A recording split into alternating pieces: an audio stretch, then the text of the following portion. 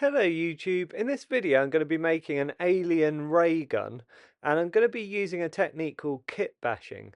So kit bashing is where you take a whole load of bits and bobs and parts and junk and you kind of saw bits and then you stick it all together with super glue and make something new. So all of these toys in here, this is all bits and bobs that have been removed from a whole load of Lego that I bought at a car boot sale.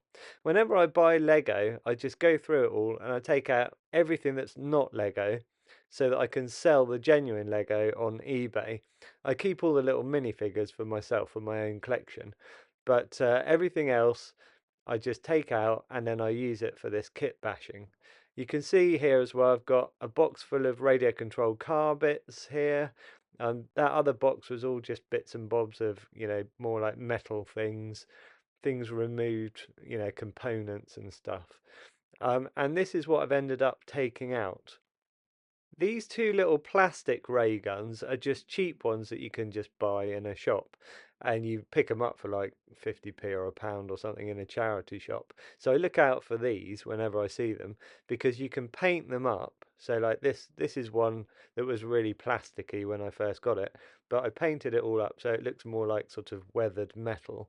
And I quite like doing that. That's good fun, even just painting them. But for the sake of this video, I will paint that blue plastic one as well, just to show you what that ends up looking like. But these are all the parts I've taken out. This I've already started joining together, and you can see I've made this thing that looks like a sort of a ray gun or a laser for the top of the ray gun. And you can see this was just a syringe from a little kid's medical kit. So that was quite cool. And this bracket on the top here was just from a bit of lighting for reptiles. So that was quite cool. I'll show you a few other bits and bobs that I've removed that I'm kind of considering using. By the way, things that are like tubes, plastic tubes, those are really useful because you can just saw them off and then stick them all together. So this was a heat sink from a radio controlled car engine. That's going to be perfect, I think, for the end of the alien ray gun. And then we've got another one here. I was deciding which shape to use, whether to use the round one or the one with the sort of bits taken out of it. But we'll see. Then I've got this one. This is just some, as you can see, just components from inside some electrical things. I'll probably saw those down and use them somehow in this project. This is good as well. Just any sheets like that, they just look really technical, so they can be used to kind of add realism. I've got that which is clear, I might use. This is pretty cool. It's like a test tube that I've put through this kind of copper piping. And again, like it's just somewhere that I can put things into the tube and make it look really sort of technical and detailed. This is a cool little shape. Just cries out to be part of an alien ray gun. If you happen to have a box full of plastic bits and bobs and junk, I definitely recommend you doing a project like this. And if you're going to do it, one of these Tamiya craft saws is a perfect thing to use. Really good for just, yeah, sawing your plastic bits into even smaller bits, ready for sticking together with super glue. A pair of wire cutters, little pair of pliers. This is all I'm kind of going to be using really. Scalpel with a number 11 blade, very useful sort of small detailed blade to use. And then you've got a drill. Obviously drills are really useful for all kinds of things. And then you've got little tiny tubes. All of those are useful. I've got this larger tubing. This is conduit for cables. You can even use things like wood, just wooden doweling or, the end of a broomstick or something. Anything like that, because it's all going to be painted up at the end anyway.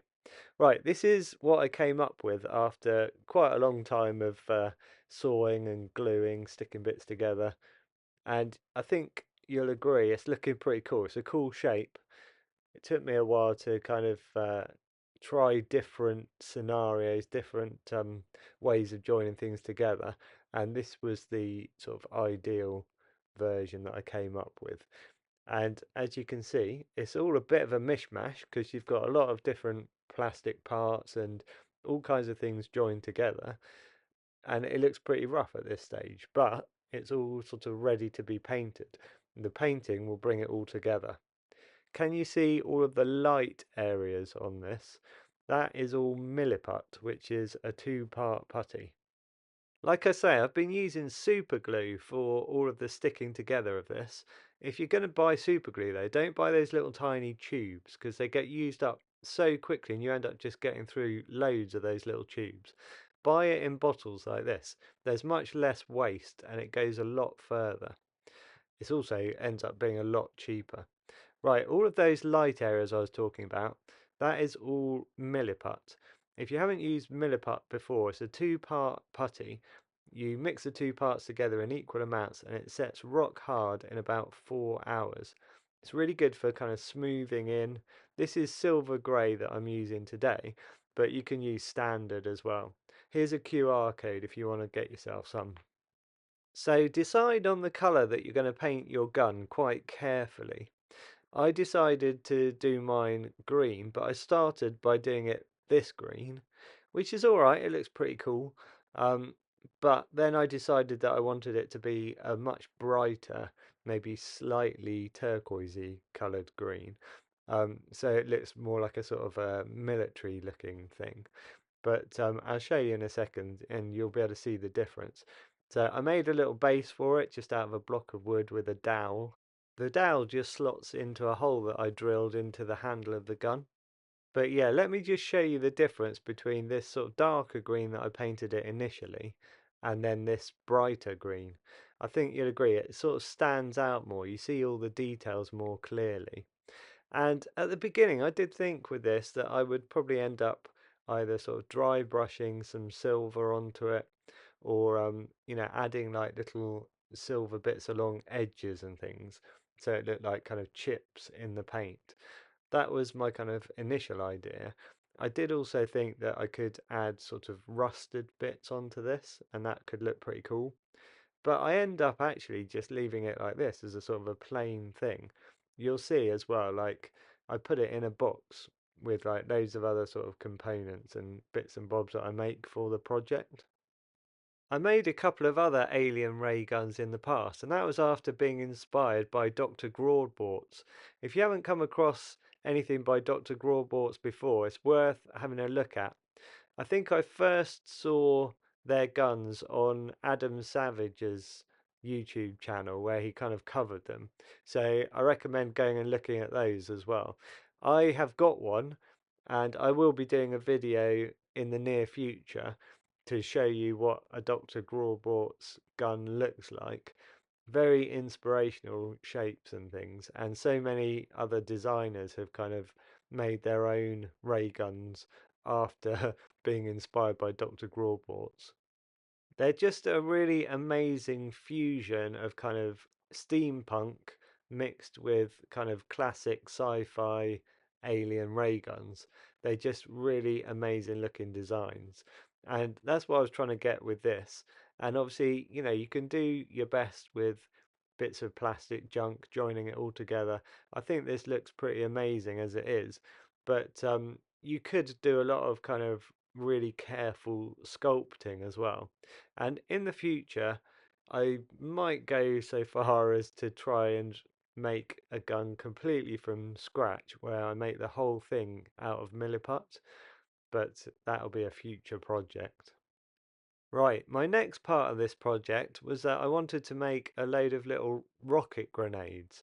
And you can see here, again, plastic junk. This was just a can, but you can see these stickers are going to peel off really easily. And that'll give me a nice cylinder shape. And a cylinder shape is how you want to start if you're going to make one of these little rocket grenades. Again, the rocket grenades thing, I was inspired on Adam Savage's channel. There was a guy on there who had made a box with a few little rocket grenades in, and I thought, I want to have a go at that. So anything like this would make a good kind of top for a rocket grenade. Again, I can cut these bits of plug off. So I've just got that top bit with the sort of dome on it.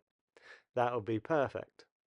I didn't really want to bore any of you with the whole process of making them because it's, again, just sticking a whole load of things together with super glue. But this is what it ends up looking like. I think you'd agree these little rocket grenades look pretty cool. But again, here's the gun, and you can see all of the details showing up really well because of this color that I've used. The rocket grenades themselves, I had to make the bits at the bottom out of cardboard. I just used mount board and I cut them out with a scalpel to get the shapes, stuck them on, and I painted them with super PVA glue, which gives them a really tough kind of coating. So the cardboard becomes actually really quite strong and a bit more like they've been made out of plastic. And then paint them all, and then you can't tell any of the difference. Okay, this is the tube. I was originally going to stick it to the gun like this, the test tube, but then I thought I will do something separate with it and add it into a box. So my next stage was to make the box. And again, I just go through my shed and I see what kind of junk material I've got in there. And I had a few lengths of wood and a bit of plywood, but I could have done with more plywood. Anyway, I was able to just make this kind of very simple, it's more like a tray really. And I would like to make a lid for this at some point, but for now I'll just leave it as a tray. You can see I've lined it with a bit of sort of military canvas from, yeah, an actual old military canvas thing that my dad gave me. And I've nailed it in place. And I've made all these little things, like just out of like clear domes and sort of those sort of computer components and bits and bobs. Springs are really good. You can see I put some springs into the test tube. Again, I've put like a connector on the end so it looks a bit more technical.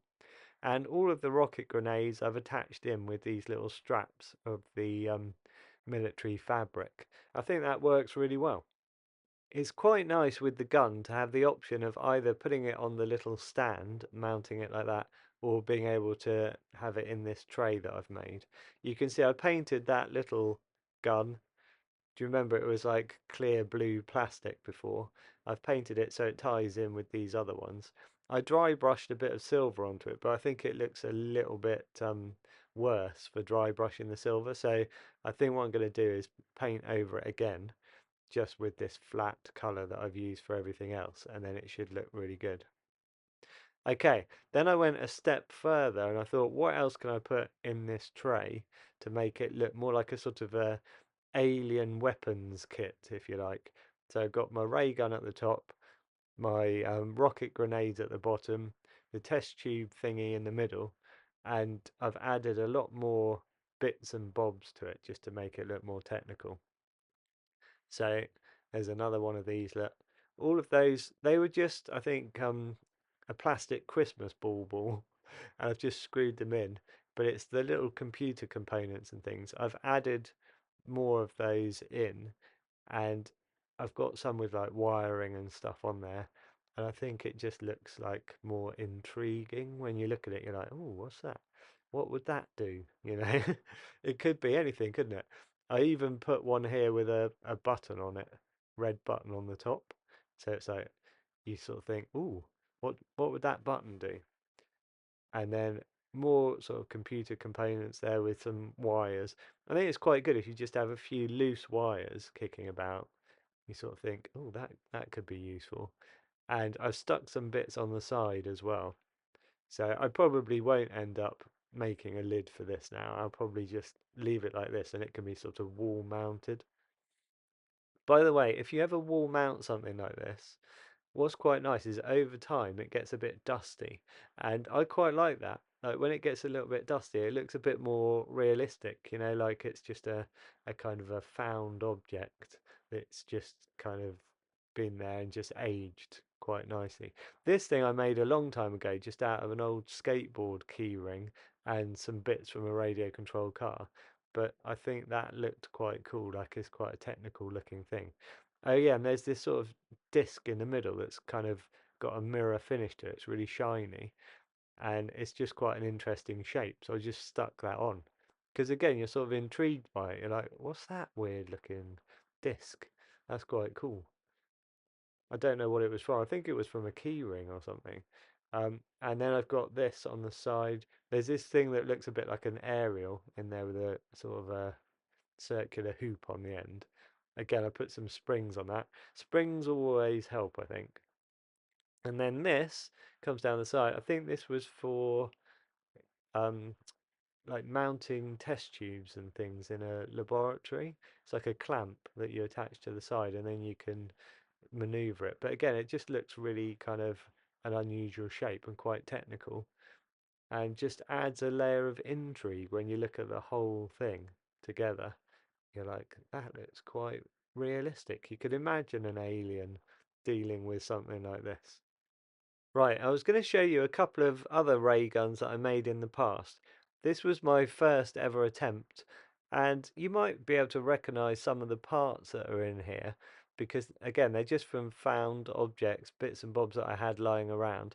There's a lot of tubes involved in this, a lot of kind of discs or big washers with holes in the middle that can all be sort of slotted together to form those sort of typical ray gun shapes. You can see again I've added a load of discs into this middle section and that all helps. This one I think I painted it several times to try and decide what colours that I wanted it, and I settled for this where it's kind of like green.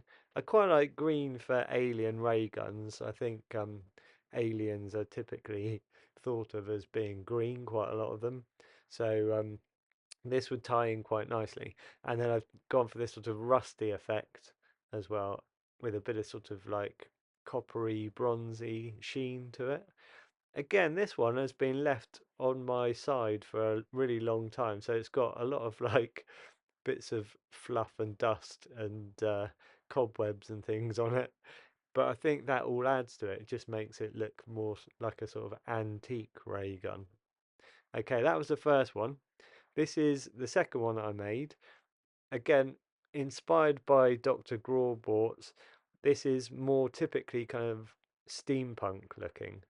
I've gone for those colours, you know, where you sort of try and make it look like weathered metal. So you use a lot of like dark brown and silver, a lot of silver dry brushing, and that gives that effect. And then you can add rusted look to it by adding in more sort of reddish brown colours, like burnt sienna and that kind of colour over the top. That really helps it look like rust. And then lots of gold parts as well. That's that really adds to the steampunk kind of look of this. But again, like when you look at this, you can see there's a lot of found objects that I've, really enjoyed. Like when I found the parts, I was like, oh, that will look great on it. Some of it is like hosing from a washing machine with like clips kind of clipped on. There are parts that are bits of like from engines or heat sinks. What else?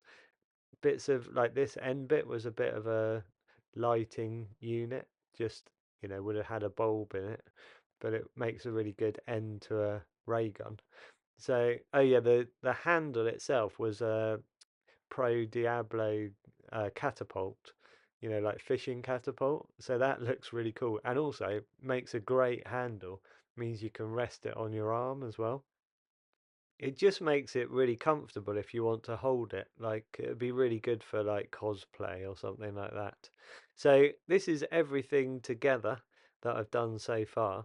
Like I say, I've got a Dr. Grawbort's gun, and I will do a video in the near future where I show you that because I want to do a sort of like a review on it as well. Just to show really how inspired I have been and how much I appreciate the guns from Dr. Grorbort's from Weta Workshop. They are really amazing, and yeah, I'd love to be able to show you guys what they look like. So look out for that video in the near future, and check out some of my other videos if you get a chance. I mostly make creatures from movies. There'll be loads of creatures that you recognise, like E.T. and Gizmo and a gremlin and all that kind of thing.